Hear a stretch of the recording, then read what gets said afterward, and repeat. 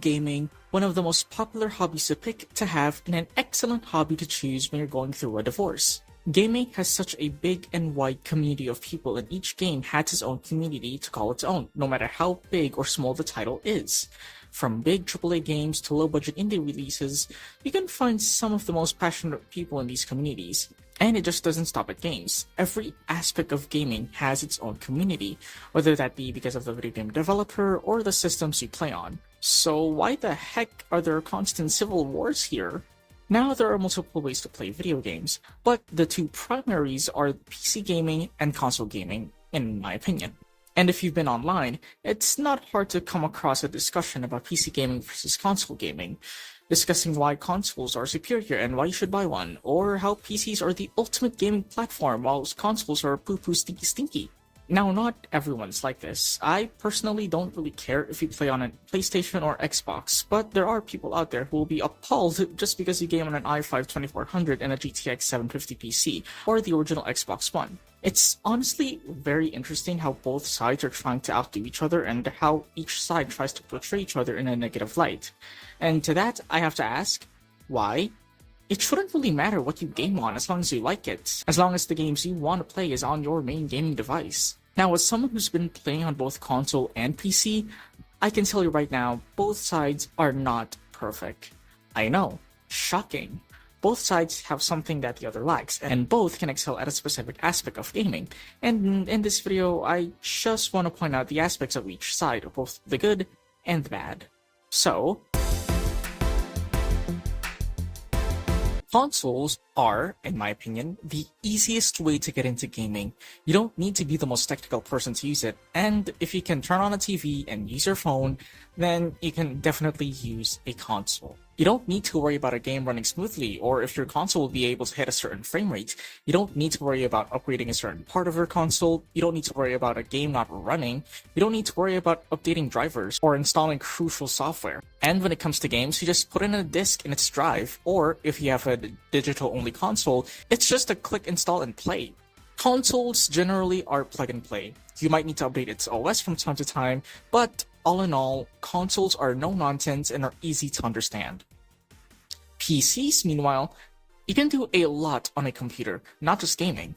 You can make it as your media box, your workspace, you can program on it, animate on it, browse the internet with it, watch lesbians, be trans. The sky's the limit with what you can do with PCs. Not to mention, in games, you can tweak the settings to your preferences. You can change the graphic settings, controls, audio, accessibility, and tons more. Heck, sometimes you can even get into the game's files and tweak settings in there that you aren't supposed to. Not to mention the abundance of mods for each game you play, ranging from just a simple texture swap to literally creating a new game out of an existing one. But, just like life, it's pretty disappointing when you realize it's not all sunshine and rainbows when you take a closer look to one of these platforms. Consoles? While, yes, they're an easy way to get into gaming, they are very restrictive with what you can do with them, which makes sense since they're primarily designed to do one thing, and that's the game. While they do offer other features nowadays, like watching movies, they still pale in comparison when it comes to PCs. PCs, meanwhile, yes, you can do a lot of stuff on it, it's much more harder to get into, both software and hardware-wise. While, yes, you can buy a pre-built, most pre-builts suck, since some of them cut costs in their parts like their motherboard and the RAM, and some of them are priced way too high, and the price for a brand new gaming PC is just too expensive when compared to a console.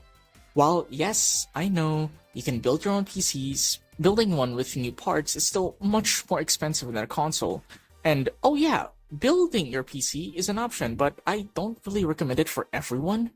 Now for me, building PCs is just like Lego. If you're a technical, smart, or a careful person in general, then I would say you can go for it, especially if you have a friend with you that knows what they're doing.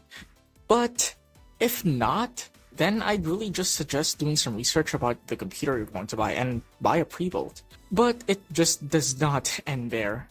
Now you have to worry about what software you need, what drivers to install.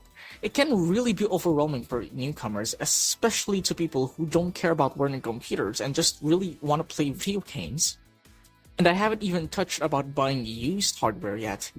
Up until now, I've only really been talking about buying new stuff, but what happens when you factor in buying these platforms used? Spoiler alert, to no one's surprise, both of them can be cheaper. Like, I am talking about getting a console and a decent library of games for only $200, and building an esports gaming PC for $200 that can play almost any esports games, and being able to play some AAA games, all once though. But I'm not gonna dive any deeper because that topic can literally just be its own video, and we'll be here all day if I covered it. As someone who grew up with a console and a PC, I love both of these platforms equally, and I think they balance each other out when it comes to their pros and cons. No platform is necessarily better than the other, and it just boils down to your preferences. So, if you don't really want to learn about technical stuff or computers and you just want a game, then buying a console is just for you.